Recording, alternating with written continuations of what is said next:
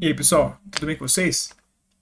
Bom, não é novidade para ninguém que o mundo está passando por um profundo movimento de transformação liderado por um movimento, né? A gente pode falar de várias formas, né? Mas vamos dizer assim, de um bloco anti-hegemônico, né? Liderado pelo Oriente, né? Especialmente o RIC, né? A Rússia, Irã e China juntos, né?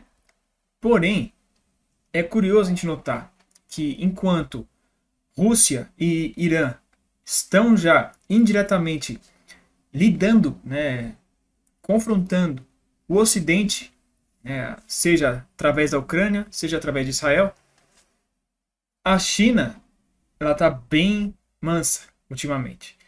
Mas será que é isso mesmo? Como que fica? Né? Eu já falei bastante com assunto relacionado a isso em um outro vídeo, que eu aconselho bastante que vocês assistam, né, que vai estar aqui na descrição e aqui em cima também, tá? Que fala sobre a estratégia chinesa para enfraquecer e derrotar os Estados Unidos sem ir para um confronto direto, tá? Isso tem tudo a ver com esse aspecto que eu vou falar hoje aqui.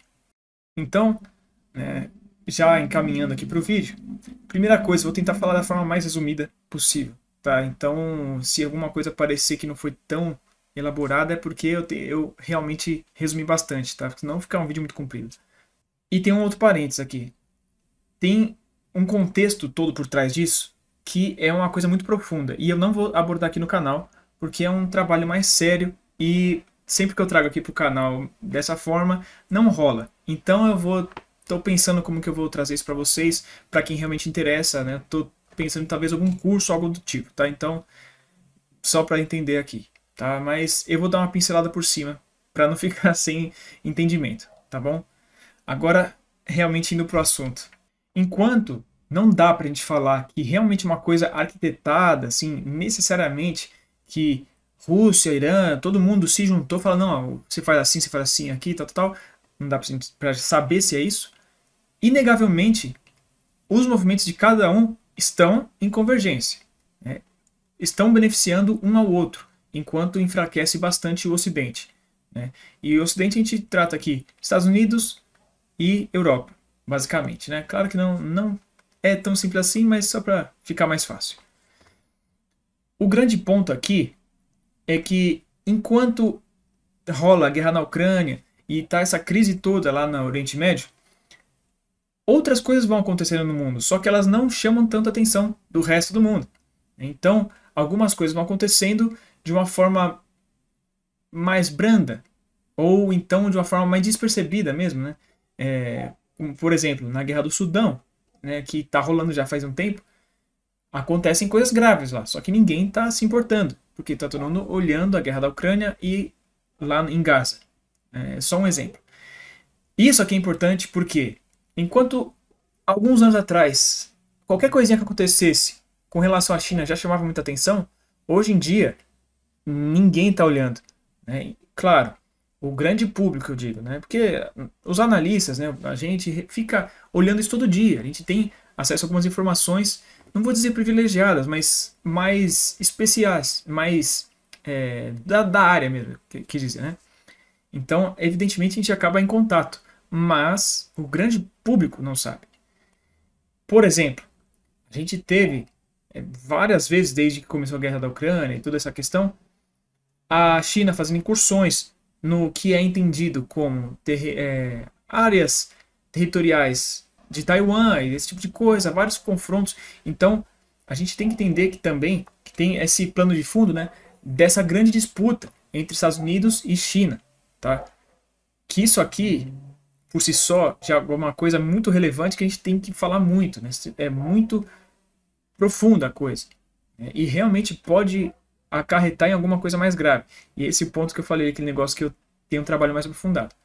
Mas é com relação a isso que a gente pode trazer o que eu falei, né? Que deve estar no título, né? Essa questão de que provavelmente vai ser a próxima grande guerra. Bom, para simplificar aqui, para não ficar enrolando muito, explicando muito e tal, ó, eu vou direto ao ponto. Aliás, nem tão direto assim, mas vou explicar mais resumidamente aqui, mais enxuto. Não é de hoje, né? Provavelmente vocês todos já devem saber, né? Que o pessoal que estuda um pouco mais, que já tem uma grande disputa ali no Mar do Sul da China, né, que uma região que a China já faz tempo, ela reclama para ela, né, fala que ela tem direito ali sobre aquela região, não vou dizer se está certo ou errado, né, cada país vai ter seu interesse. Porém, em meio a essa disputa toda de poder com os Estados Unidos, tem ocorrido, eu vou dizer, uma certa corrida ali, uma disputa pela influência ali na região, né? Até muito em volta dessa disputa do Mar do Sul da China. Porque ali a gente tem alguns países que estão indo totalmente para a linha de confronto com a China e outros que estão indo na linha de construir, fazer uma parceria, falar, não, a gente pode fazer alguma coisa, é um bem bolado aqui para todo mundo, né? Claro que é muito mais complexo do que isso, né? Mas só para vocês entenderem. E também tem em relação ao Pacífico como um todo. Porque a China ela tem buscado parcerias em toda a região, passando ali do Mar do Sul da China, bastante, né? Como, por exemplo, algumas ilhas ali na Polinésia. Então, isso aqui tudo tem indiretamente a ver. Por quê? Tem a ver com essa disputa com os Estados Unidos que está cada vez mais intensa. E não só a disputa do poder em si na questão da influência, mas vai diretamente até na retórica. Tá? Isso é muito peculiar, porque é assim que você, com essa retórica, digo, da parte do Estado, né, de uma certa forma, você vai moldando a opinião pública para certo direcionamento. Nesse caso aqui, é para essa confrontação, especialmente por parte dos americanos. Tá? A China anda uma coisa mais ou menos, mas para os Estados Unidos é uma retórica bastante ofensiva contra a China. Tá? E mais uma vez falando aqui, não estou falando de um ou de outro que está certo ou errado, estou falando fato. Tá? Por exemplo, o chefe da FBI falando que os chineses já têm acesso a infraestruturas vitais, né, por cyberataques, esse tipo de coisa, falando que o perigo é a China, esse tipo de coisa. Né? Mas então, são retóricas muito difíceis, né? Muito complicadas. Isso leva realmente a essa vontade de enfrentar o outro. De certa forma, mal comparando, é que nem a gente vê na escola aquela questão do pré-Primeira Guerra. Todas as potências estavam muito empolgadas e querendo esse confronto. Tá? É nesse sentido aqui que eu fiz essa má comparação. Né? Parece que está querendo haver esse confronto. Se a gente somar isso com o que eu falei antes, é que já está tendo 2 conflitos maiores no mundo, né, que estão já demandando muita atenção e muitos recursos, né, do Ocidente como um todo, até não só dos Estados Unidos, faz sentido que a China queira agir também, porque agora é uma hora que eles estão enfraquecidos e porque eles podem se aproveitar disso. Tá? Cara, esse cabelo aqui tá difícil hoje, né? Acabei de tomar banho, já tá assim. Mas então vamos lá. Isso aqui, esse entendimento como um todo é muito importante. Por quê? A China, por si só, ela não tem uma essência expansionista, né, nem belicista. Embora tenha gente que fala isso, mas não é verdade, tá? A gente pode olhar a história inteira. Eles não costumeiramente fazem campanhas ofensivas muito longe, né? Ou muitas, né, campanhas. Não que eles não tenham atacado outros, tá? O Vietnã e a Índia falam por si só. Mas não é da essência chinesa ficar fazendo muitas guerras ofensivas. Porém, até por isso, parece, que eu já fiz um outro vídeo também falando, né, do porquê que não é interessante para a China atacar Taiwan. Eles não querem, não têm a pretensão de invadir Taiwan para dominar a força. Isso ia ser bastante contraproducente, tá? Em vários aspectos diferentes, econômicos, políticos, diplomáticos, etc. Mas econômicos principalmente. Não é por isso que eles vão deixar de aproveitar uma oportunidade para fazer alguma determinada ação. E é esse o grande ponto desse vídeo aqui. Esse é o pulo do gato. Porque já faz algum tempo que tem acontecido algumas coisas, né, especialmente no tocante ali às Filipinas, que apontam para esse direcionamento. Claro que ainda é uma coisa que está bem no fogo baixo. Só que com o tempo isso tem vindo gradativamente escalonando. Como eu falei, está no fogo baixo, então vai escalonando de pouquinho, mas está. Esse aqui é o ponto fundamental assim, de todo esse entendimento. Tá? Por quê? Só para concluir, a China é o dragão, né? O dragão está ali dormindo, ou fingindo que está dormindo, né? Mas ele pode estar se preparando para fazer um grande ataque ali, para aproveitar a situação e minar de vez o seu grande oponente, que é os Estados Unidos. Tá? Esse aqui é o pulo do gato. Eu vou me estender um pouquinho nesse aspecto que eu vou falar agora, porque quem não assistiu, quem não acompanha muitos outros vídeos, não vai entender o peso desse negócio. Embora tenham pontos aqui que é fundamental, que se você quiser entender mesmo, você vai ter que assistir os outros vídeos. Mas os gastos militares em si só nesse aspecto, já são um grande ponto dessa questão que eu estou levantando hoje. Tá? A gente tem os gastos militares subindo astronomicamente nos Estados Unidos e na OTAN, tanto que saiu recentemente aí que esse ano aqui o gasto está recorde, de gastos militares no mundo todo. Tá? Mas os Estados Unidos em si está aumentando muito, porque as coisas estão ficando mais caras, mas também, ó, só vamos pegar coisa desses últimos dias também. Eles aprovaram um pacote de muitos bilhões, tanto para a Ucrânia quanto para Israel e para Taiwan. Tá? De cabeça aqui é 98, eu acho, para Ucrânia, 21 para Israel e eu não vi quanto para Taiwan. Se acontece mais alguma coisa ali em Taiwan ou em algum outro lugar ali, como nas Filipinas, vai aumentar bem mais esses gastos. Né? Aí eu vou trazer para vocês, só naquele ataque do Irã para Israel, é muito possível, né, que eles tenham gastado mais de 5 bilhões com todas as defesas antiaéreas para conseguir abater aqueles mísseis. Tá? Imagina sustentar uma guerra prolongada com o Irã mesmo, tá? Que tem milhares, centenas de milhares, né, de mísseis e foguetes e drones. Né? Aí a gente pensa tudo que está rolando na Ucrânia. Isso porque eles estão também contendo, porque também ali na Ucrânia está sendo muita ajuda da Europa. Né? Os Estados Unidos, embora tenha bastante também, mas está lidando um pouco diferente. Agora, se começar mais uma coisa lá na Ásia, no Pacífico, como que vai ficar? Os gastos vão subir muito. E aí a gente já tem aquela coisa que eu já falei aqui também em outros vídeos. A produção militar ocidental, ela não está dando conta do que já está acontecendo. Se começar mais uma coisa nova, já era. Então, é assim, tudo isso que eu estou falando, que os chineses estão olhando e falando, meu, agora é hora de atacar. Porque vamos supor que eles ataquem ali, já indo para outra parte, vai. Por que eles atacariam as Filipinas e não Taiwan? Né?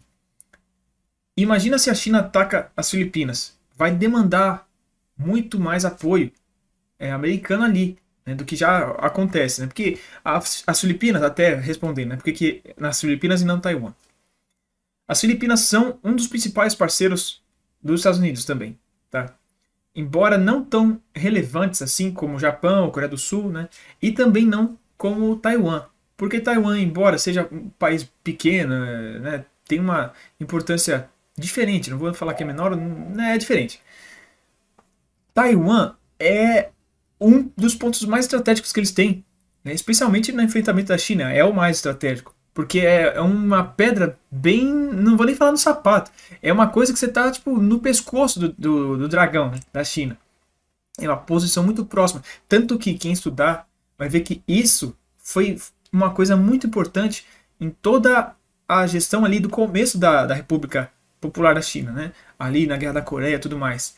Porque estava tendo uma concentração muito grande americana em Taiwan. Isso é uma ameaça vital, né, para a China. Então, a posição de Taiwan é fundamental. Até por isso que a dinâmica é diferente. As Filipinas já é mais longe, né? Então, é uma importância um pouco menor nesses aspectos, tá? Para os Estados Unidos, eu digo. Mas ainda é um parceiro importante, até porque tem coisas culturais, históricas também, né? As Filipinas já foi um território controlado pelos Estados Unidos. Não vou dizer que é uma colônia ou que é um protetorado, não sei como caracterizar. Mas foi um país controlado pelos Estados Unidos também, tá? Agora, para a China, é a mesma coisa, só que pela outra ótica. Né? É um parceiro importante, então vai demandar ajuda. Americana e ocidental, mas mais americana. Porém, não é um parceiro daqueles mais importantes que eles iriam diretamente, né, ajudar. Então, tipo assim, você diminui um pouco os riscos por parte da China, tá? E também, se fosse pro tudo ou nada, seria menos provável, né, que os Estados Unidos intervisse, ou então que encarasse como uma ameaça séria para eles mesmos. Então, por exemplo, só para vocês entenderem, seria mais fácil para eles falar, não, tá bom, chega da guerra, vamos cair fora. Né? Que nem, mal comparando também, que nem a guerra do Vietnã, o que eles fizeram com o Vietnã do Sul. Ou então com o governo do Afeganistão. Tá? É mais fácil para eles, porque são parceiros importantes, mas menos importantes. E é longe, não é uma ameaça para os Estados Unidos. Então, falar, meu, não deu, vai, vou cair fora. É mais fácil isso acontecer. Agora, com Taiwan, é um pouco mais difícil, porque, como eu falei, é muito estratégico.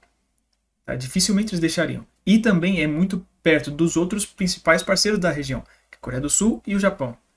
Tá? E até nisso aqui, essa questão que eu falei, né, das parcerias ali na região, tá complicando um pouco. Porque tem essa questão toda, né? Inclusive, realizaram recentemente exercícios das marinhas, né? Americana, filipina, japonesa e australiana, se eu não estou enganado. Tá? Isso aqui, então, mostra um pouco como está essa conjuntura, como é uma coisa tensa, realmente. Tá? Enquanto isso, por outro lado, os chineses também estão se aproximando bastante da Indonésia, por exemplo, né? E de alguns outros ali, o Vietnã. Né? Então, é bem curioso isso, porque é uma dinâmica que frequentemente ocorre, até pela história, se a gente for ver. Quando começa a rolar as parcerias, as tensões vão aumentando. Porque é tipo assim, ó, eu vou te pegar na saída da escola, hein? Só que aí, você chega lá e fala, pô, vou pegar o cara lá, vem comigo. Aí fala, mano, o cara tá me ameaçando aqui, você vem comigo? Aí vai começando a juntar os grupinhos. Quando vai ver, tá aquele bololô. Então fica aquele clima acirrado, tá? Tô falando de uma forma bem grotesca, né?